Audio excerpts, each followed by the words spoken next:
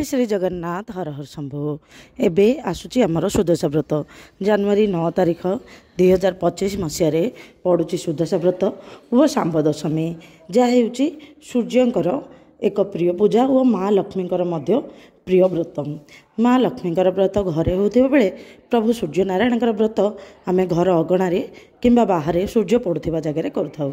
यही दुईटी व्रत किपरि कम समय मध्य नीति नियम अनुसार करेंगे चलते ए जाना आउ कि नीति नियम से विषय आम आलोचना करवा। प्रथमतः आम शुभ समय विषय आलोचना करवा। शुभ समय रोचे सकाल 12:26 भितर दशमी तिथि रोचे 12:26 पर्यंत। तेणु आपण जहाँ भी पूजा करूँ ना कहीं 12:26 भितर ही करेंगे। सकाळे जितेबाला सूर्य को अर्घ्य देवे से ही समय रहिबो माने सूर्य उदय समय से सूर्योदय समय सूर्य को प्रथमे अर्घ्य देउ देउ कौन करेंगे आम सुदशा व्रत पिंधिदेवा उचित। जो मैंने सुदशा व्रत करुँच तार पूर्व प्रस्तुति करवा दरकार। रात्रि माने बुधवार दिन रात्रि आपण घर द्वार लिपा पोछा सब करदे। सुदशा व्रत सज चिता पड़ी थाए वो पौष शुक्ल दशमी माने सांब दशमी से ही सज चिता पड़ी थाए। तेणु आपण कौन करेंगे जहाँ जहाँ भोग को लगुच मुआ सूर्य पूजा को कौन लगे मुआ लगे खई मुआ ना उकुड़ा मुआ गुड़ा मुआ साकर बैगण पत्र जहाँ जहाँ लगी से सबू आपण आग दिन रात्रि आपण से सब करेंगे। आउ जहाँ आम तरकारी ये सब लगे माने घोड़घोड़िया तरकारी हूँ दशमी अत्यंत निहाती दरकार तरकारी से आपण परिवा पत्र कटाकटी करदे। आपण जहाँ भी दरकार जो पानी माने चाउल बतरवा ये सब कम करदे।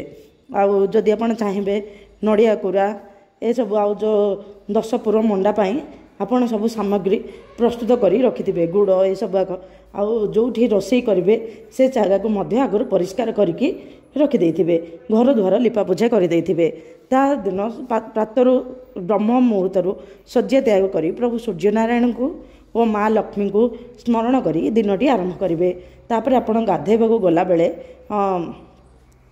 पानी रे टिके हलदी और अँला टिके पकईकी मुंडरे सूर्य गंगा नारायण कहीकि 3 थर पकईकी आपण आरंभ करेंगे। तापर आपण निजे सिंदूर माने सिंदूर लगेदेवे आउ षोल श्रृंगार हो तापर हो सारा पर आपण जीवे पूजा घर को। पूजा घर ता पूर्व लिपा पोछा करदे किंतु झोटी दे नथिबे। गाधो गाधो आपण ए सब जो चाउल जो बतुरा होइतिबो से चाउल टिके बाटी देकी आपण बाहर जो झाड़ू फाड़ू आप तो गाधे पूर्व करदे ता पूर्व भी करदेले हम करदेले से दिन नाम को मात्र टिके झाड़ू मारदेवे। तापर जो पवित्र तीर्थ जल को घर चारिआडे और बाहर मध्य सिंचन करदे। सिंचन करदेला परे आपण चौरा मूल वो घरे आउ जोटी आपण पूजा करेंगे से झोटी देदेवे। केमती करेंगे चौरा मूल आप रुद्रमंडल काटी पारे अथवा आपण सूर्य चिन्ह करेंगे। सेटा हूँ प्रथम कथा। आउ जोटी आपण माँ लक्ष्मींकर पूजा करेंगे से कौन करेंगे आपण 10 पाखुड़ा विशिष्ट पद्म फूलर चिन्ह काटिबे। यही सुदशा व्रत 10 पाखुड़ा पद्मर महत्व अनेक रही। माँ को 10टी पद्म पाखुड़ा माने 10टी जिनस अत्यंत प्रिय कारण यह नाम हूँ दशमी सुदशा भल दशा आउ दशमी तिथि पड़ू ये 10टी सहित महत्व रखुचे। देखंतु प्रभु सूर्यनारायण को हलदिया और नाली रंगर फूल अत्यंत प्रिय होता है। सेहीपरि माँ को मध्य सेहीपरि प्रिय होता है। देखंतु माँ को कनियर फूल देवे ना अपराजिता फूल देवे ना यही दुईटी निहाती मन रखिथे। तापर आम माँ को गेंडु फूल पद्म फूल ये सब दे पारे। आउ 10 पुर मंडा कौन नहीं पारे छेना नहीं पारे नड़िया नहीं पारे गुड़ नेबे तापरे काजू नहीं पारे एमती अलैच गोटे लवंग डालचीनी टिके तेजपत्र ये सब नहीं कि आपण पान महुरी ये सब को नहीं कि आपण से भीतर मंड प्रस्तुत करेंगे। तापर मंडा 10 बेसी किसी करवा दरकार नहीं 10टी मंडा शीघ्र सिझे देवे। सिझे देला परे देखंतु ए समय आम यही समय आम सूर्योदय हवा समय हो गलानी यही समय आप पुली भी बाटी देवे पुली 7टी पुली करेंगे नचेत गोटे गोटे थर ही 7 बेला देकी पुली करदे से 7 भाग विभक्त करदे प्रभु सूर्यनारायण को उदय पुली गोटे प्रदान करी से कौड़ी हुए चौरा मूल जोटी सूर्य किरण पड़ू सूर्य उदय हो सूर्य को सैड देखिकी आपण करेंगे कौन करेंगे से हलदी पानी रे प्रभु सूर्यनारायण को अर्घ्य देव हलदी चंदन सिंदूर अर्घ्य दे पारे तापर से आलती करदे बाहर तुलसी पूजा करदे तापर घरे आपण यही समय आपणकर मंडाटा सीझी जाइथिबो तो आपण माँ को केमती करेंगे प्रथमे कलश स्थापन करदे कलश केमती स्थापन करेंगे कलश प्रभु गणेशंकर प्रतीक कलश स्थापन बिना कौन पूजा संपूर्ण नुहे से निश्चित भाव में आप कलश स्थापन करेंगे आपड़ से दिन चाहिए घर दुआरे गोटे कलश स्थापन करेंगे लक्ष्मी पूजा जमती कराए बस सेमती लक्ष्मी पूजा सूर्य उदय समय सेमती पूजा करें करेंगे तापर कौन करेंगे कलश स्थापन करेंगे पांच पत्र थी आंब डाल कि जाम डाल 5 कि 7टी पत्र थी से गोटे नारिकेल कि जहाँ भी करेंगे से पानी रे कौन करेंगे टिके सब गोटे गुआ पकेबे माने ड्राई फ्रूट्स किसी पकई पारे तापर चाउल टिके हलदिया चाउल टिके तीर्थ जल ये सब पकई पारे ये सब पकईकि आपण से कलश को आपण गोटे पूजा पीढ़ा जो पूजा पीढ़ा इंदा से जोटी कंटा लगी नथिबो सेई पीढ़ारे गोटे रेड कलर कपड़ा माने सालू कना किंबा हलदिया कपड़ा देकी सेठी टिके चाउल पकेबे चाउल माने शुक्ल धान सेटा टिके देबे फूल टिके देकी ता ऊपर कलश स्थापन करदे ता ऊपर गोटे नड़िया किंबा पौड़ नासी टका पौड़ नहीं कि तापर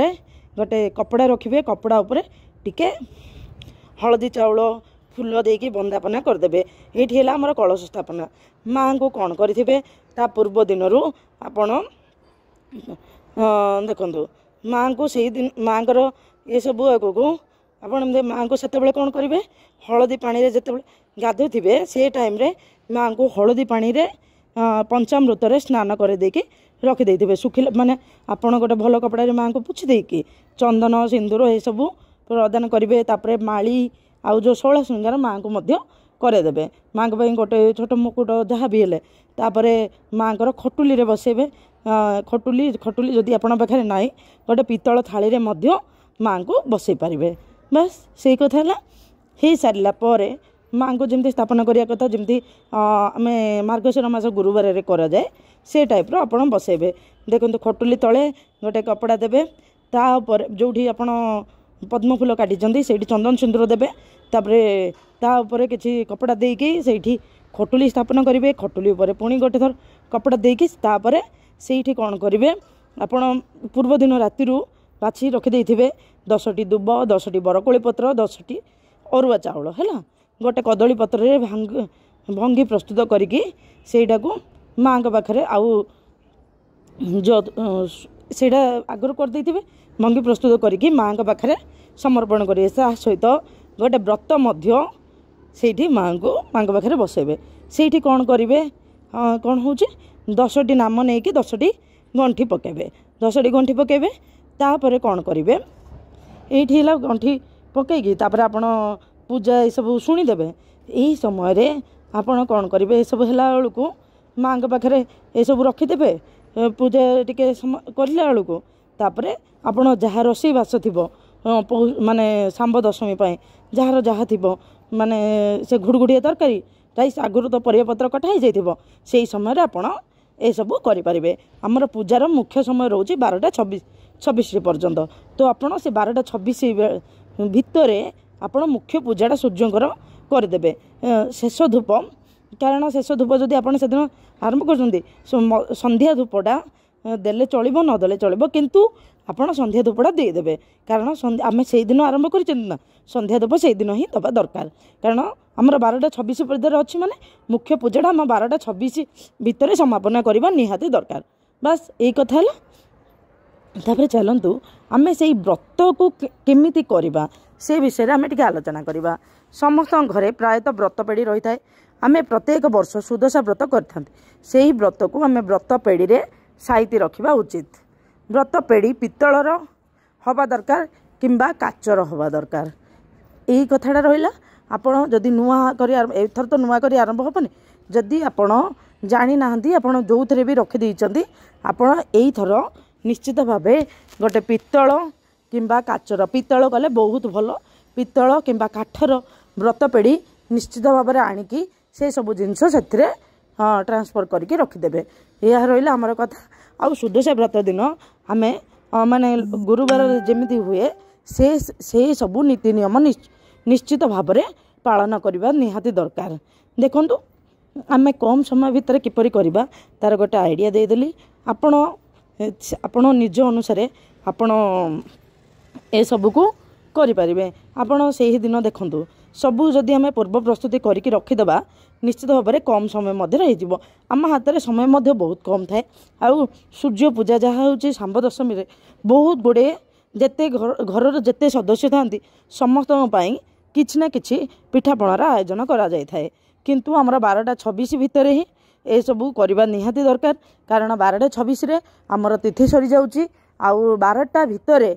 सूर्य को जमीती भी अर्घ्य देवे आ सुदशा व्रत जमीती भी 10टा भितर करेंगे चलतु एवं जाना आम शुभ तिथि कौन रही से शुभ तिथि विषय आम आलोचना करवा कौ समय कले बहुत भल रा पूर्व दिन आपण ए सब जदि छणा पिठा आपण घरे अच्छे से सब आप छणा पिठा ये सब आग पूर्वर करें किंतु आपण जदि छणा पिठा नहीं आपण बतुरा बतुरी कम ये सब करदे देखु आमर शुक्ल दशमी रोचे 8 तारीख 8/1/2025 2:29 आरंभ हो 9/1/2025 12टा 26 पर्यंत रोचे तो यार चलतु आम अमृत और महेंद्र मेला देखा अमृत और महेंद्र बेला भितर जदि महेंद्र बेला जितेबले थी सेते ही आम शुभ काम आरंभ करवा दरकार जदि महेंद्र बेला नहीं अमृत बेला आम करवा दरकार अमृत बेला होउची सकाळ 6:24 रु 8टा आउ देखंतु आउ कौन रोचे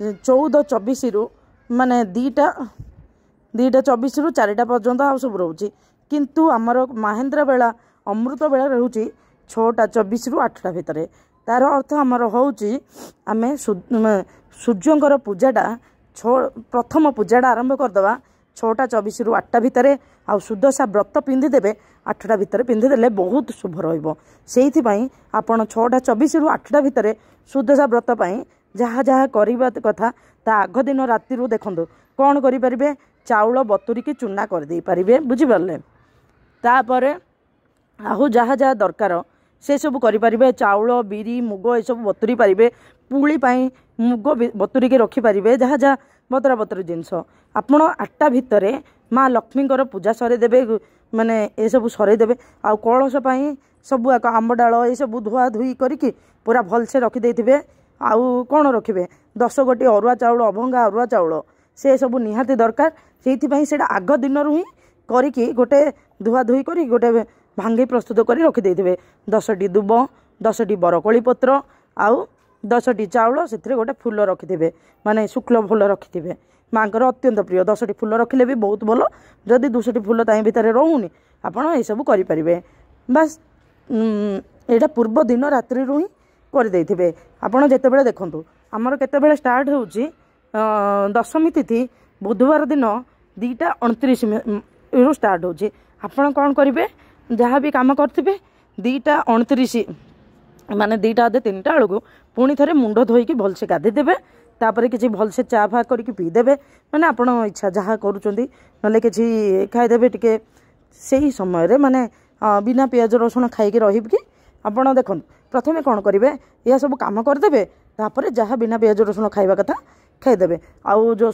दशमी तिथि बेलू टिके शीघ्र उठा चेष्टा करेंगे आमर से दिन सूर्योदय केतबेले रोचे आमर सूर्योदय 6:24 रोचे तो 6:24 आमर महेंद्र मेला रोचे 6:24 सूर्योदय रोचे 6:24 आमर ओडिशार सूर्योदय कथा कहूँ ओडिशार सूर्योदय 6:24 जितेबाला रोचे आम कौन करवा यही 6:24 बेलू ही आम 6:24 है बेलू आम पूजा आरंभ करदे बहुत भल सूर्यंकर उदय उदय जितेबाला हो से समय आम सूर्य पूजाटा सारीदे पुली फुली ये सब सारीदे तापर मंडा पिठा भी बसई देते से समय बुझीपारे ଏଇଟା ସୂର୍ଯ୍ୟ ପୂଜାରେ କ'ଣ ସକାଳ ପୂଜାଟା ସେତେ ଲାଗେ ନାହିଁ। ସକାଳ ପୂଜାରେ ମୁଆଁ ସାକର ଆଉ ଯେଉଁ ଆପଣ 7 ପ୍ରକାର ଫ୍ରୁଟ୍ସ ଯାହା ବି ଆଗରୁ ରଖିଦେଇଥିବେ। ଆଉ ଏଇସବୁ ନ କଲେ ବି 7ଟି ଉଦିତ ପୁଳି 7ଟି ପୁଳି ଆପଣ ରଖିକି ପୂଜା କରିଦେବେ, ସୂର୍ଯ୍ୟଙ୍କୁ ଅର୍ଘ୍ୟ ଦେଇଦେବେ। ଆଉ ସୂର୍ଯ୍ୟଙ୍କ ପାଇଁ କେମିତି କରିବେ, ଗୋଟେ ଗୁଆ ସ୍ଥାପନ କରିଦେଇଥିବେ। ଗୁଆଟାକୁ ସେଇଠି ହଳଦୀ ପାଣିରେ ଧୋଇ ସେଇଠି ଚନ୍ଦନ ସିନ୍ଦୁର ଦେଇ ଗୋଟେ ପିତ୍ତଳ ଥାଳି କିମ୍ବା ପୂଜା ପିଢ଼ାରେ ସ୍ଥାପନ କରିବେ। ସେମିତି ହିଁ ଯେମିତି ଲକ୍ଷ୍ମୀ ପୂଜାରେ କହିଥିଲି ସେ ଟାଇପ୍ର ହିଁ ଆପଣ ସ୍ଥାପନ କରିକି ସେଇଠି ପୂଜା କରିବେ। ସେଇଠି ପ୍ରଥମ ଧୂପରେ ଆପଣ କ'ଣ ଦେବେ, ଆପଣ ଚନ୍ଦନ ଆଉ ନାଲି ରଙ୍ଗର ଫୁଲରେ ପ୍ରଭୁଙ୍କୁ ଅର୍ଘ୍ୟ ଦେବେ। ଅର୍ଘ୍ୟ 7 ଥର ଦେବେ। କେମିତି ଦେବେ, ପାନପତ୍ରରେ, ଦେଶୀ ପାନପତ୍ରରେ ଦେଲେ ବହୁତ ଭଲ, ନହେଲେ ଆପଣ ତମ୍ବା ପାତ୍ରରେ ମଧ୍ୟ ଏମିତି ଦେଇପାରିବେ। 7 ଥର ଓମ୍ ବିଶ୍ୱରଞ୍ଜନାୟ ନମଃ, ଓମ୍ ବିଶ୍ୱରଞ୍ଜନାୟ ନମଃ, ଓମ୍ ବିଶ୍ୱରଞ୍ଜନାୟ ନମଃ, ଓମ୍ ବିଶ୍ୱରଞ୍ଜନାୟ ନମଃ, ଓମ୍ ବିଶ୍ୱରଞ୍ଜନାୟ ନମଃ, ଓମ୍ ବିଶ୍ୱରଞ୍ଜନାୟ ନମଃ, ଓମ୍ ବିଶ୍ୱରଞ୍ଜନାୟ ନମଃ। ଏଇ ମନ୍ତ୍ରଟା ଜପ କରିବେ।